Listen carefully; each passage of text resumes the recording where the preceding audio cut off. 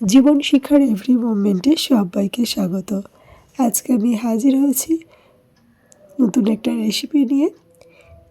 কম বেশি সবার বাড়িতেই রুটিটা হয়ে থাকে, আর সব রুটি যে খাওয়া হয়ে যায় তাও নয়।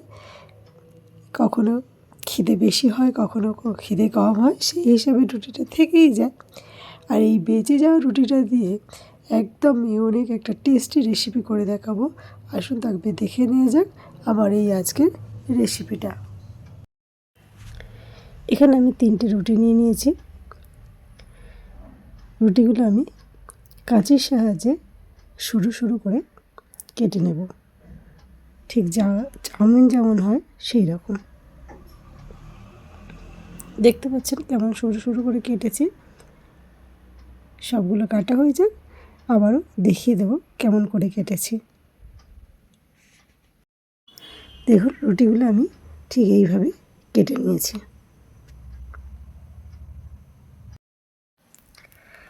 জলটা ফুটতে শুরু করেছে, এটাকে আমি অফ করে দেব, দিয়ে রুটিগুলো দিয়ে দেবো, দিয়ে সাথে সাথে তুলে নেব, নাহলে এটা দলা পাকিয়ে যাবে।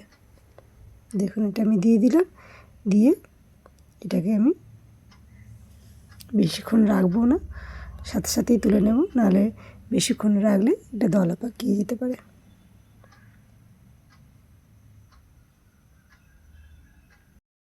গ্যাসের ফ্লেমটা আমি অফ করে দিয়েছি, দিয়ে এবার এটাকে নামিয়ে নেব অন্য পাত্রে।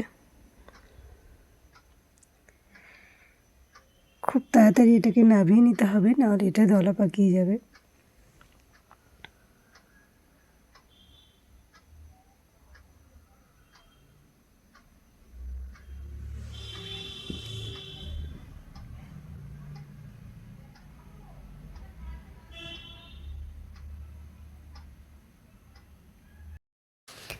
গ্যাসে কড়াইটা বসিয়ে দিয়েছি, কড়াইটা গরম হয়ে গেছে, দিয়ে দেবো একটু রিফাইন্ড অয়েল। তেলটা গরম হয়ে গেছে, কড়ার গায়ে একটু ছড়িয়ে দিলাম, দিয়ে এবার এর মধ্যে আমি দিয়ে দেব কেটে রাখা গাজর।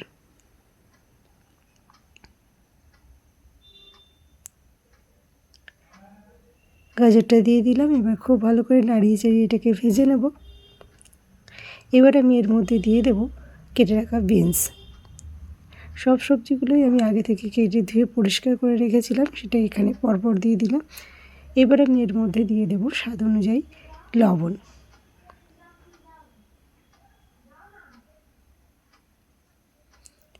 লবণটা দিয়ে দিলাম, দিয়ে এটাকে আবার নাড়িয়ে চাড়িয়ে ভালো করে ভেজে নেব।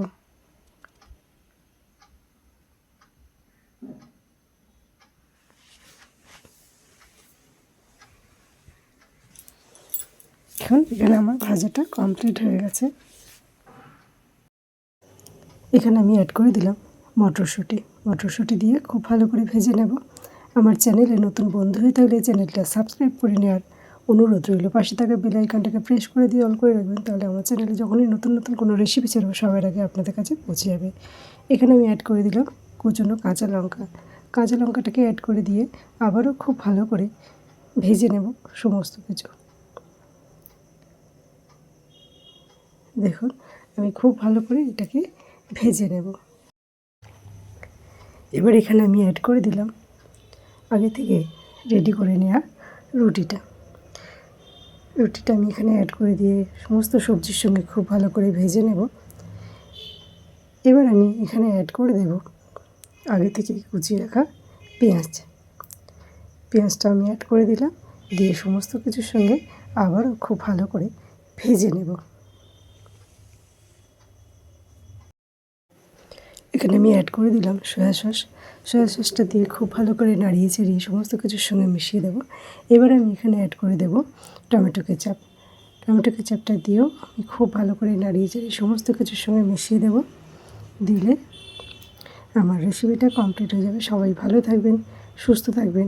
আজ এই পর্যন্ত, আবারও অন্য কোনো দিন হাজির হয়ে যাব অন্য কোনো নতুন রেসিপি নিয়ে। ধন্যবাদ।